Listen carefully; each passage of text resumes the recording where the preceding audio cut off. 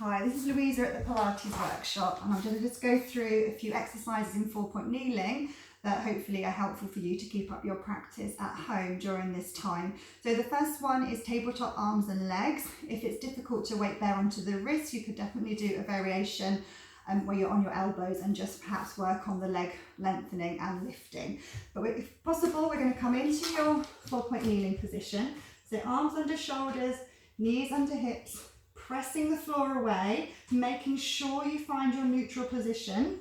Okay, so keep that width across the shoulders, maybe spread out the fingertips, draw the fingers up a little bit so you're not just collapsing into that wrist. Definitely practice that sinking down and pressing away. You've got to keep that sense of pressing away here throughout. So keep that length through the neck. And as you breathe out and center, we're going to slide one leg away. Keep the pelvis as square as you can. Stick with the slide if you need to. Alternatively, you could lift the leg without dipping your low back, maybe opposite arm, and then we'll lower and glide back in again. So breath and center, slide, possibly lift. Try not to dip into that low back, and then gliding again. You also want to consider the elbows locking, so we need them to lengthen to support us, but try not to completely lock into the elbow of that supporting arm. Okay, so I'm just doing 4 or 5 of each to show you. If you've got more time, you could do a few more repetitions of that. And as I mentioned, as an alternative, you could come onto your elbows and do your leg lengthen and maybe lifting as well. The next exercise we're going to work on is your threading the needle.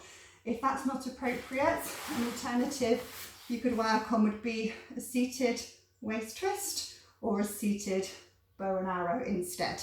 But ideally, I'm going to try and add on to that threading the needle position. So I'm back in that 4-point kneeling, which we set up a moment ago, pressing the floor away, really well aligned. And as you breathe out and center, I'm going to transfer the weight to one hand as I reach through.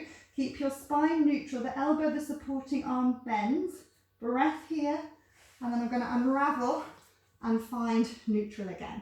So breath and center, I'm going to reach through, bending that supporting elbow, breath here, and then lengthen. And my left arm doesn't quite bend the same as my right because of a lot of metal work around my wrist, so it might look a little bit different to yours when you practice this one.